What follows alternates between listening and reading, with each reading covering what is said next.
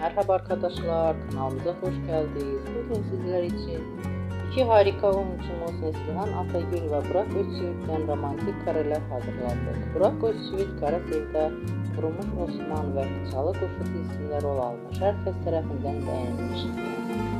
Biz de sizler için onların güzel paylaşımlarını hazırladık. Bu videoların devamlı gelmesini istiyorsanız kanalımıza abone olmayı, yorum yazmayı unutmayın.